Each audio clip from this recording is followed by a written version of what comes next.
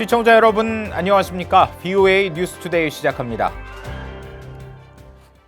최근 미국과 북한의 대화 재개 가능성이 나오고 있는 가운데 전문가들은 무엇보다 실무 협상이 중요하다고 강조하고 있습니다. 트럼프 대통령은 북한 문제에 대해 편안하고 느긋하게 해결할 것이라고 말했습니다.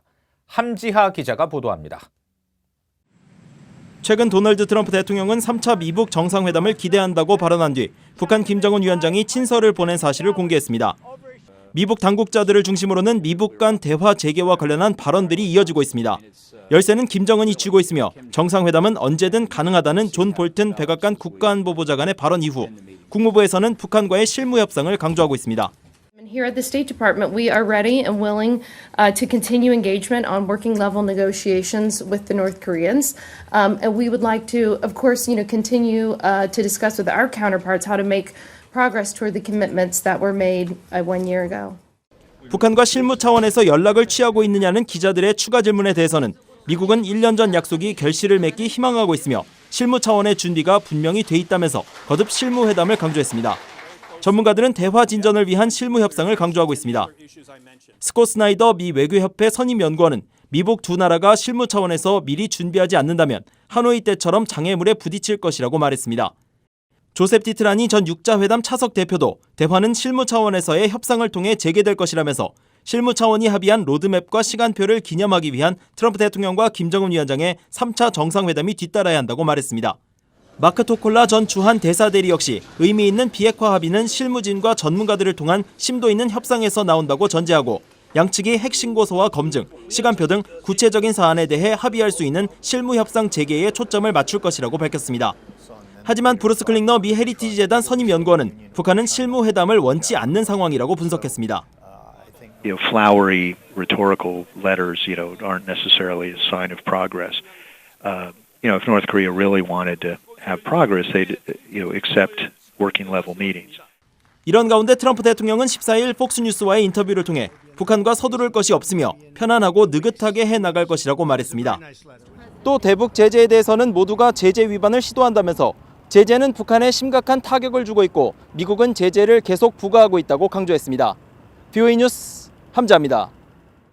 자유세계에 정착한 탈북민 리더들이 홍콩에서 대규모로 열리고 있는 민주화 인사들의 중국 송환 반대 시위를 응원하는 캠페인을 하고 있습니다. 이 홍콩의 시민단체들이 북한 인권 개선 운동을 지원한 데 대한 보답이자 또 집회의 자유가 북한에도 빨리 흘러들어가길 간절히 바란다고 밝혔습니다. 김영권 기자가 취재했습니다. 홍콩에서 범죄인을 중국으로 보내는 법안에 반대하는 대규모 시위가 계속되는 가운데 탈북민 리더들이 시위 지지 캠페인을 시작했습니다. 이들은 인터넷 사회 관계망 서비스에 홍콩의 시위 지지 성명과 동영상을 올리며 홍콩 시민들의 자유를 응원하자고 촉구하고 있습니다. 홍콩 시민들이 오늘의 민주화 운동이 내일의 북한 주민들이 민주화 운동이 될 수가 있는 거잖아요. 그래서 저희는 홍콩 시민들의 자유를 응원합니다. 박 대표는 홍콩의 인권단체인 탈북민 관심과 많은 시민이 오랫동안 탈북민 인권운동을 지원했다며 이젠 탈북민들이 보답할 차례라고 말했습니다. 홍콩 시민들은 범죄인 인도 법안이 통과되면 많은 민주화 인사들이 중국에 송환돼 처벌받을 가능성이 높다고 우려하고 있습니다. 이 때문에 지난 주말 100만 명 이상이 시위에 나섰고 이번 주말엔 더 많은 시민들이 참여할 것으로 예상됩니다. 탈북민 500명을 구출한 뒤 지난해 한국에서 망명주의를 받은 중국인 투아이롱 씨도 자신의 망명을 지지해준 홍콩 단체에 사의를 표하며 시위를 지지하는 동영상을 올렸습니다. 在此我非常担心我香港朋友的安全。此恶法一旦通过，脱北者将失去一个重要的国际发声舞台。 15호 요독관리소 출신인 정광일 노채인 대표는 투아이롱 씨의 동영상을 배포하며 홍콩의 자유를 위해 동참해달라고 호소했습니다. 국제종교자유회의에 탈북민 대표로 참석했던 지연아 작가도 홍콩의 친구들이 북한 인권 개선의 전도사 역할을 해왔다며 홍콩 시위에 빚진 마음으로 동참한다고 밝혔습니다. 이분들은 먼저 자유를 누렸기 때문에 그 자유를 빼앗기지 않기 위해서 몸부림을 친다.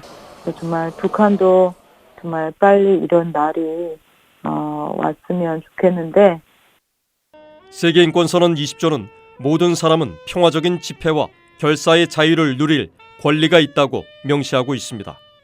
탈북민 리더들은 VOA에 홍콩 시민들을 지지하는 별도의 성명을 준비 중이라고 밝혔습니다. 그러면서 북한 주민들도 이런 결사와 집회의 자유를 누리는 날이 속히 오길 바란다고 강조했습니다. VOA 뉴스 김영권입니다. 이 북한의 불법 해상 활동을 원천 봉쇄하기 위한 각국의 조치가 구체화되고 있습니다. 대응 작전에 적극 동참하고 있는 호주는 북한의 선박간 환적을 근절해야 한다며 비핵화 때까지 압박하겠다고 밝혔습니다. 안소영 기자의 보도입니다. 호주 외무부는 호주가 북한의 불법 환적을 심각한 문제로 부각시키면서 지난 1년 동안 자국 해군력을 동원해 북한의 제재 위반을 단속해왔다고 밝혔습니다. 특히 지난해 5월 이래 해상 초계기를 4차례, 해군 함정 1척을 2차례 영내에 파견했다고 VOA에 확인했습니다. 이런 조치 때문에 당시 북한의 노동신문은 호주를 겨냥해 분별 있게 처신하라고 경고하기도 했습니다. 호주 외무부의 이 같은 설명은 미국 등 동맹국들이 북한의 불법 환적과 정제유 초과 취득을 문제 삼는 문서를 유엔 안보리에 보냈다는 전날 보도와 관련해 호주의 독자 조치를 소개하면서 나왔습니다. 미국은 이 문서에서 북한이 올해 들어 정제유 불법 환적을 79차례 했으며 연간 취득 상한선을 초과했다고 지적한 것으로 전해졌습니다. 그동안 미국은 북한의 불법 환적을 정권의 핵 미사일 프로그램의 자금줄로 지목하며 감시를 강화하겠다는 의지를 밝히고 있습니다.